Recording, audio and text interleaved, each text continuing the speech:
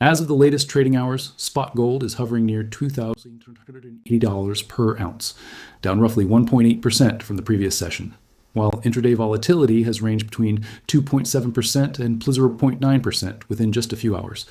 Silver is where the real shock happened. Spot silver plunged almost 10% in a single session, dropping from roughly $31.20 per ounce to near $28.10 before bouncing slightly toward $28.80. Marking a partial recovery of about 2.4% from the intraday lows.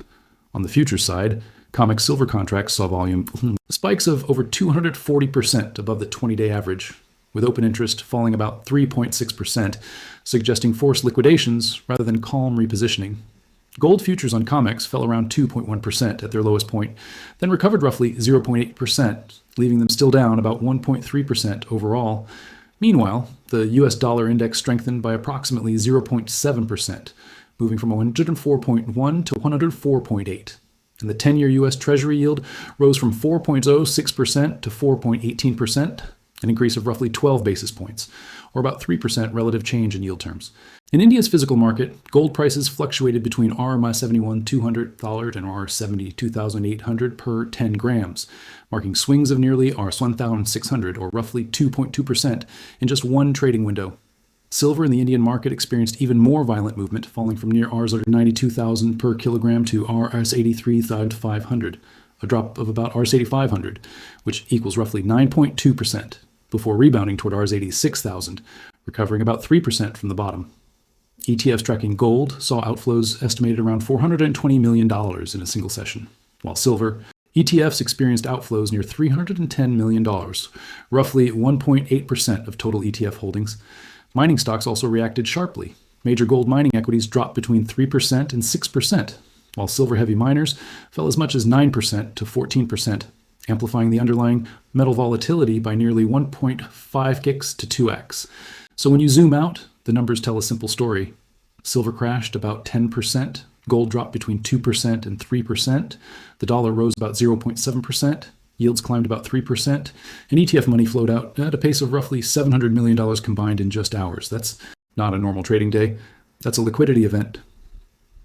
Now the real question, was this a random crash, or was it a calculated reset before another move higher? Because historically, when silver drops 8% to 12% in a single session, the following 30-day period shows either continued downside of another 3% to 6%, or a sharp rebound of 12% to 20%. There's rarely a middle ground.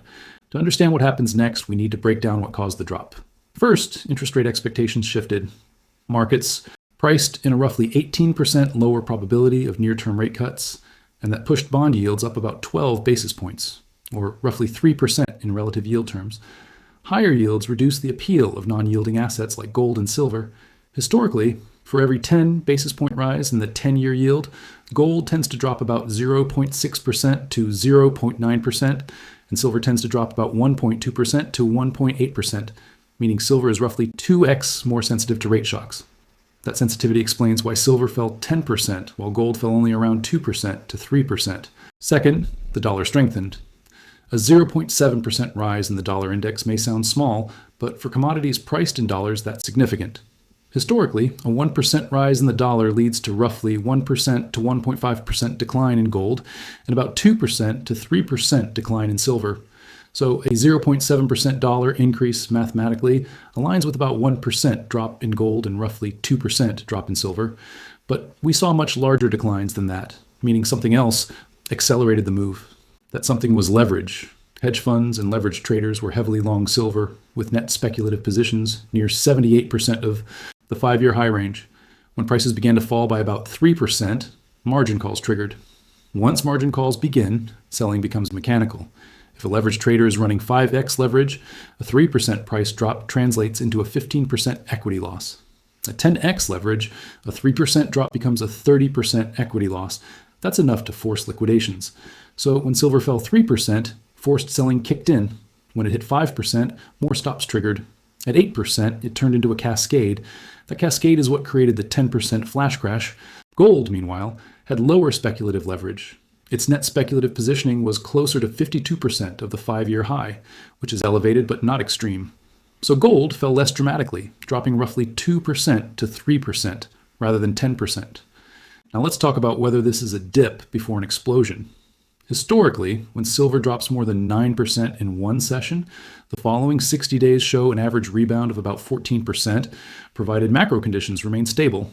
But if the drop is tied to rising real yields and a strengthening dollar, the rebound can be delayed by 2 to 6 weeks. Right now, real yields increased about 0.08 percentage points, moving from roughly 1.74% to 1.82%. That's not a massive spike, but it's enough to create short-term pressure. However, inflation expectations remain elevated near 2.6%, and central bank gold buying continues at a pace of roughly 900 to 1,000 tons annually, which equals about 22% of yearly mine supply. That underlying demand provides a structural floor. Let's put numbers on potential scenarios. If silver stabilizes above $28, that level represents roughly 10% below the recent high and aligns with the 100-day moving average. Historically, when silver holds its 100-day average after a crash, it rebounds about 12% to 18% within the next quarter. That would imply a move back toward $31 to $33. If silver breaks below $27.50, however, that opens downside toward $25.80, another 6% to 8% lower. For gold, key support sits near between that 300s to 20, about 2.5% below current levels. If that level holds, gold could rebound toward 2450s, roughly 3% higher. If it breaks, downside toward $2,260 becomes possible, another 5% drop. Now let's talk about money flows. Over the last quarter, gold funds saw net inflows of about $4.2 billion, while silver funds saw about $1.6 billion. During this crash, roughly $700 million flowed out in one day. That's about 12% of the quarterly inflows wiped out in hours. But long-term investors often use these drops to accumulate. Historically, when ETF outflows exceed $500 million in a single day, the following week sees about $300 million in inflows as bargain hunters step in. Physical demand also matters. In India and China combined, physical gold demand accounts for about 45% of global jewelry demand. When prices drop 2% to 4%, physical buying typically rises by about 12% to 18% over the next 2 weeks.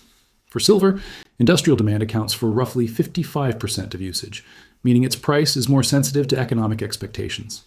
If industrial demand projections remain stable, silver tends to recover faster after crashes. So is this the dip before the next explosion? The numbers suggest 3 possible paths.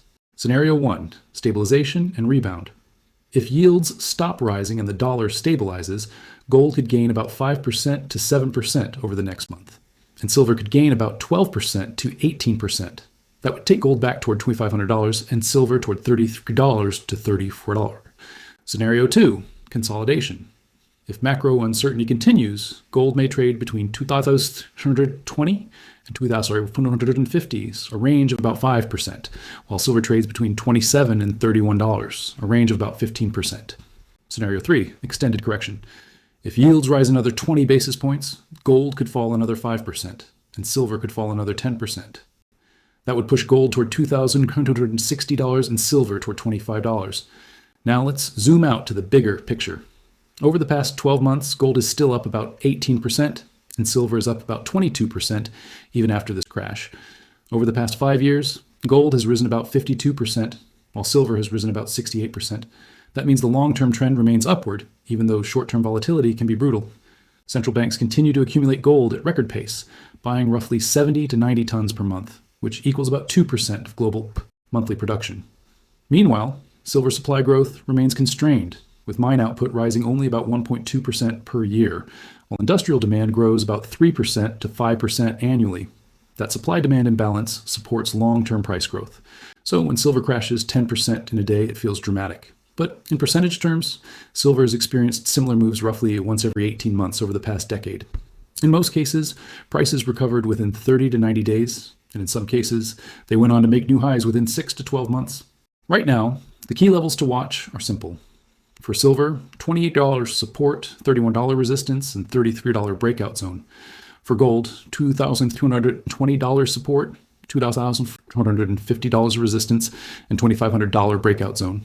If silver holds above $28, probabilities favor a rebound of about 15% within the next quarter. If it breaks below $27, probabilities shift toward another 8% downside. Gold's probabilities are slightly more stable, with about 60% chance of range-bound movement and 40% chance of a breakout if macro conditions align.